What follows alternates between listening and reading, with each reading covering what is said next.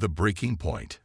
Ambassador Marcus Chen stood at the observation deck of the Galactic Consortium's central hub, watching the glittering ships of 1,000 worlds move through the artificial atmosphere.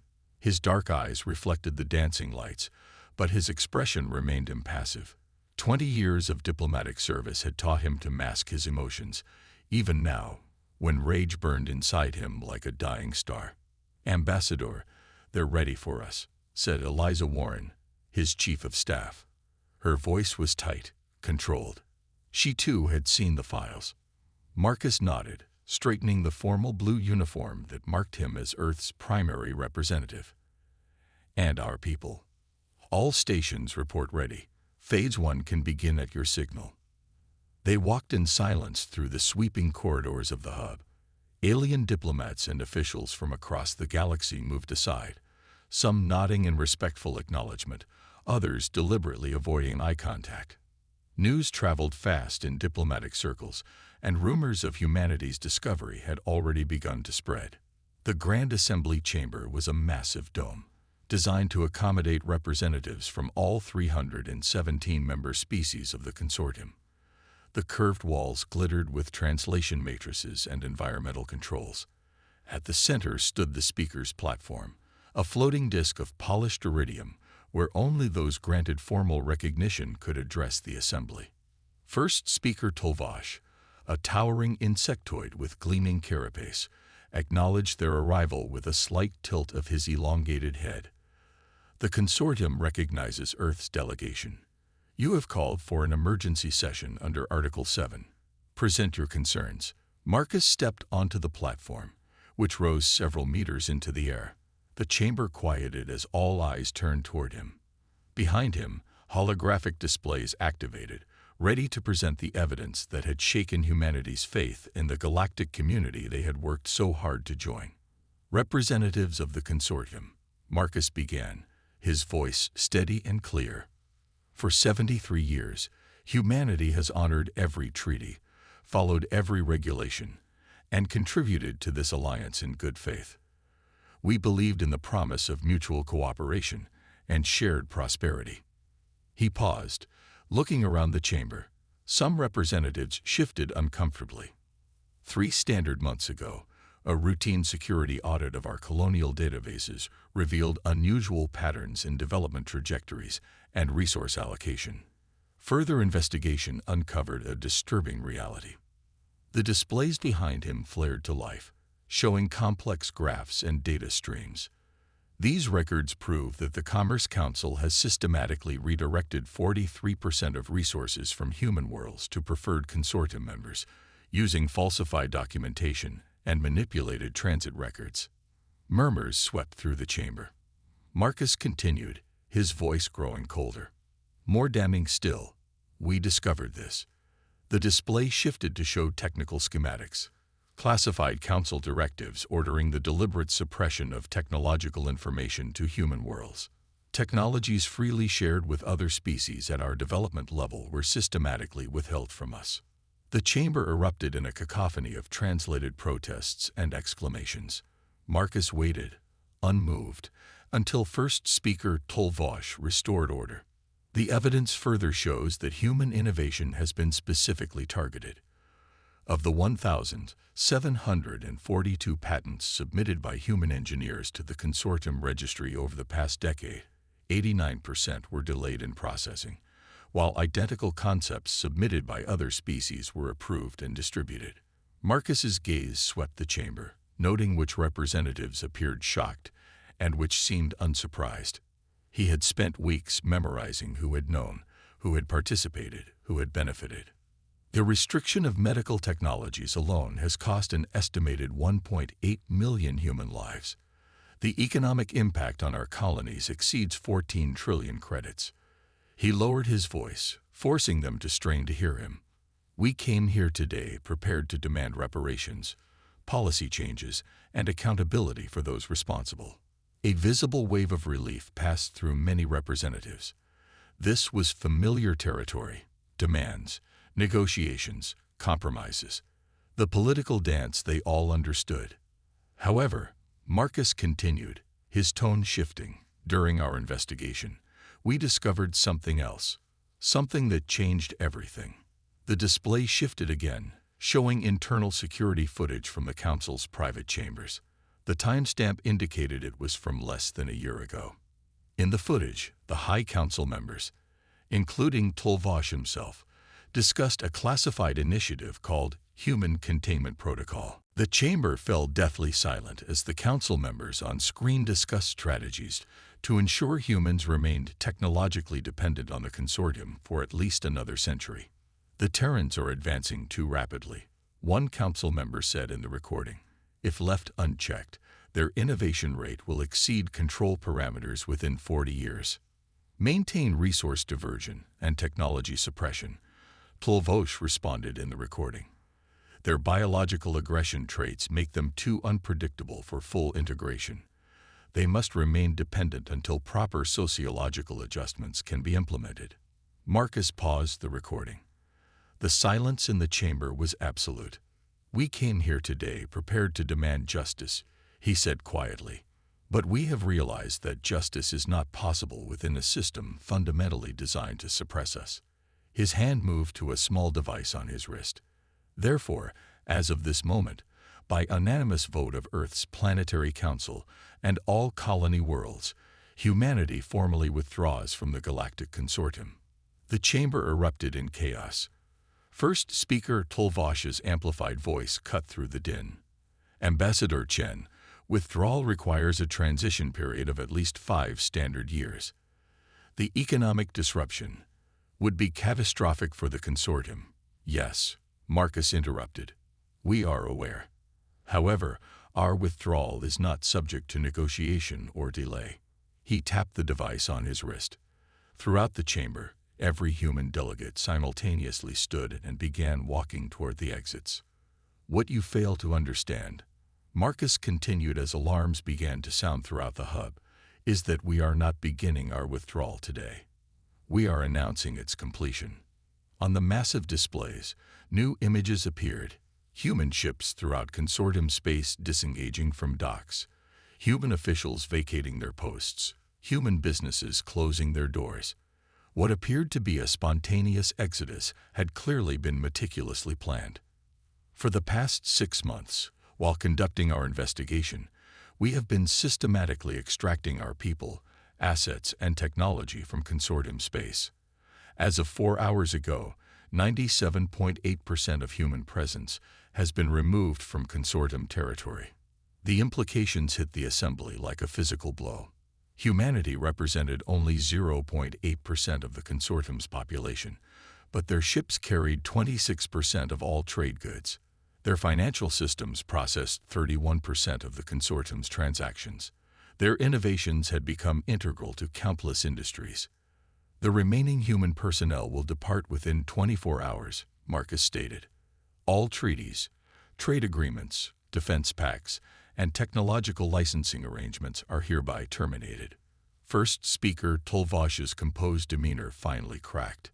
This is madness. You cannot simply. We have already done so, Marcus interrupted.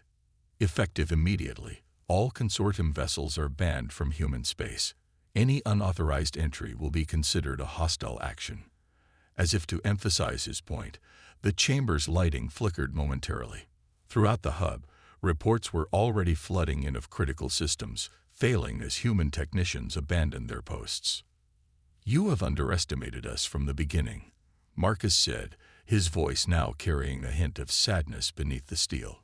You saw our eagerness to join the galactic community as naivety. You mistook our cooperation for weakness.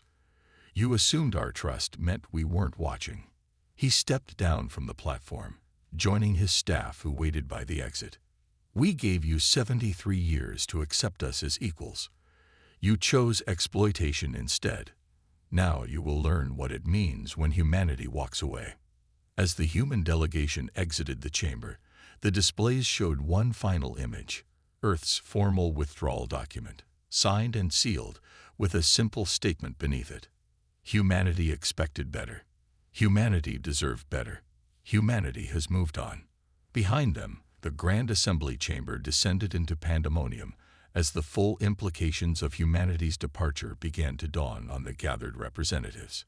The Galactic Order that had stood for millennia had just been irrevocably changed, and not a single shot had been fired. The silent exodus had begun. The new equilibrium. 6 months after humanity's withdrawal, Admiral Vera Kapoor stood on the bridge of the EDF Resilience, watching as her fleet took defensive positions along the newly established border of human space. The massive view screen showed the approaching consortium diplomatic vessel, flanked by what they claimed were honor guards, but were clearly warships.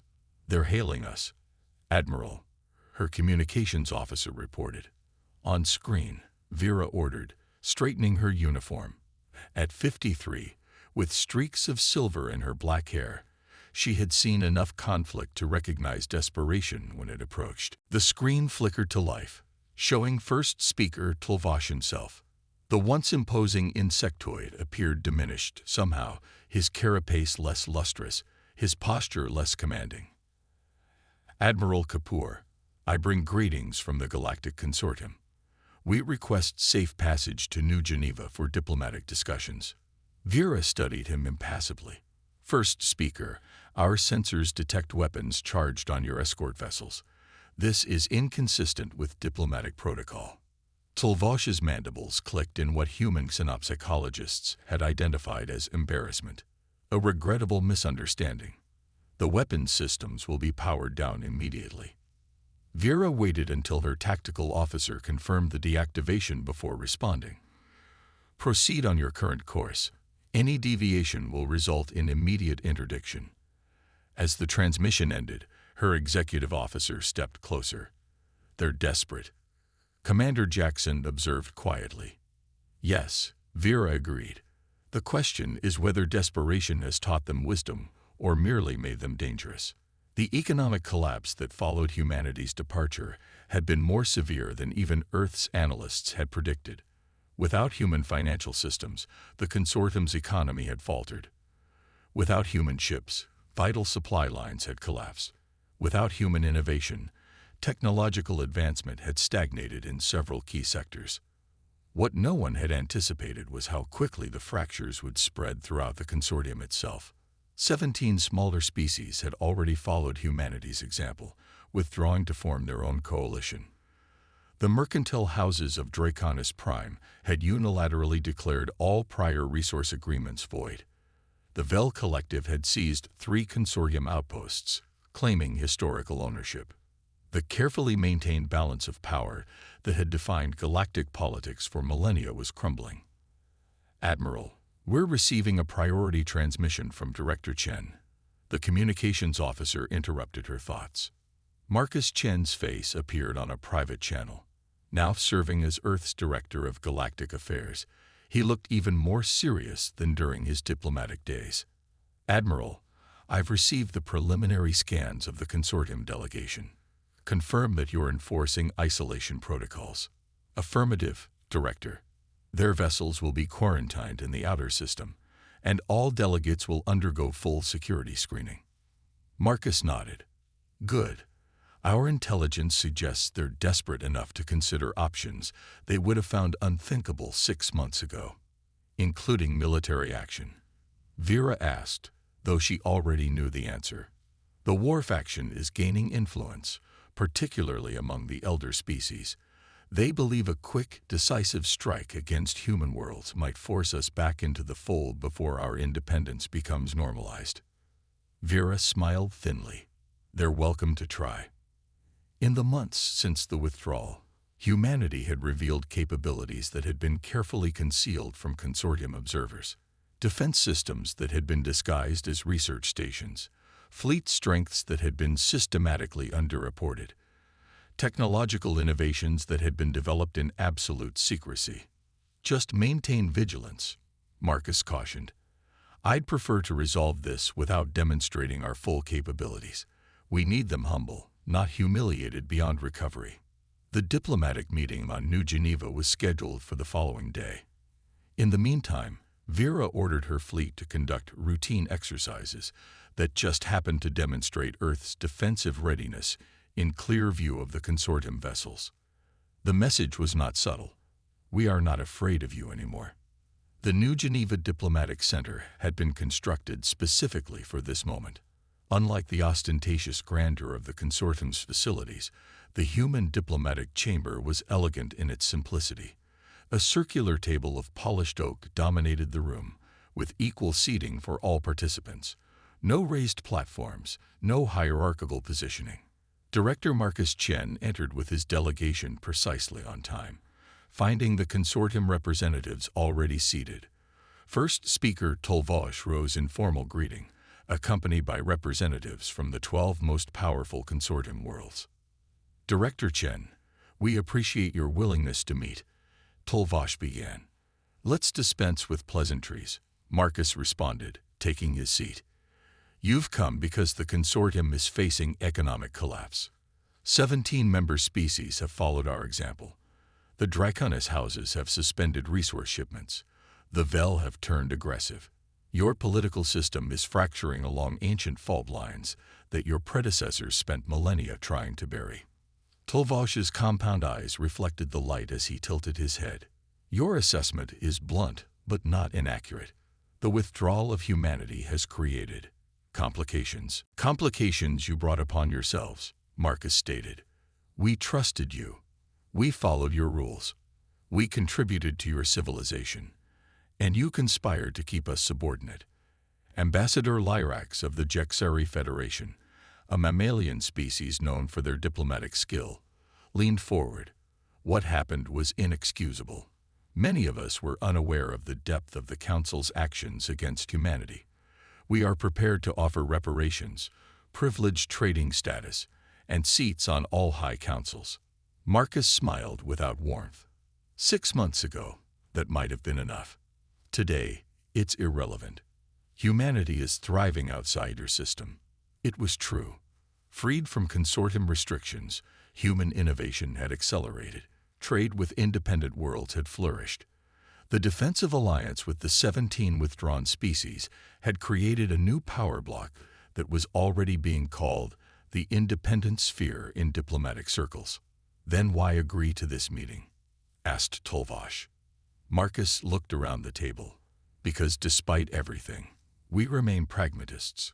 Total isolation serves no one's interests in the long term. We are prepared to discuss limited re-engagement under strictly defined parameters. He activated the table's holographic display, showing a proposed treaty framework that his team had prepared. The terms were clear and non-negotiable. Complete autonomy for human space, recognized by all consortium members.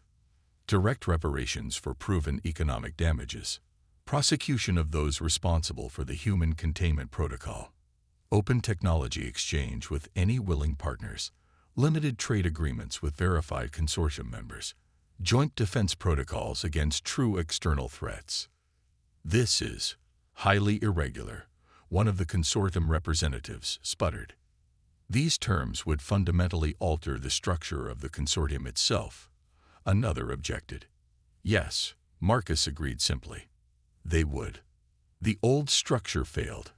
Not just humanity, but dozens of species who were similarly exploited. We're offering you a path toward a more equitable future. The alternative is watching your 1,000-year civilization continue to unravel. Tolvosh studied the proposed framework for several long moments. And if we refuse? Marcus didn't answer immediately. Instead, he activated another holographic display, showing new data about humanity's defensive capabilities that had been deliberately withheld from consortium knowledge. Weapons systems that outclassed standard consortium technology. Energy generation that defied their theoretical models. FTL innovations that had been developed in secret and tested in the unexplored regions beyond consortium space. Some among you believe military action might force our return, Marcus said quietly. This information is being provided as a courtesy to help you make an informed decision. We have no desire for conflict, but we will not return to subordination. The revelation sent ripples of shock through the delegation. The military balance had been a fundamental assumption in all their calculations.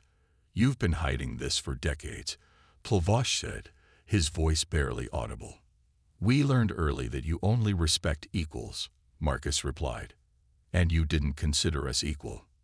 After hours of tense discussion, the consortium delegation requested time to consult with their respective governments. Marcus granted them 3 standard days. As they departed, Ambassador Lyrax lingered behind. "For what it's worth, Director Chen, many of us genuinely value humanity's presence in the consortium. Your departure has forced us to confront flaws in our system that we had ignored for too long." Marcus nodded. Sometimes the only way forward requires walking away first. The Jexeri ambassador studied him curiously. "The strangest part is that you never fired a shot. You simply left. And that has proven more devastating than any war." "That's the paradox your leaders never understood," Marcus replied.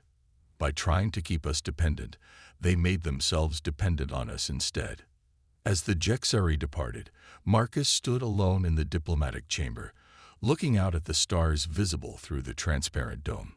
Humanity had walked away from the grandest alliance in known space, and in doing so, had reshaped the galaxy's future. The silent exodus had spoken volumes, and the echo of that silence continued to reshape civilizations across the stars.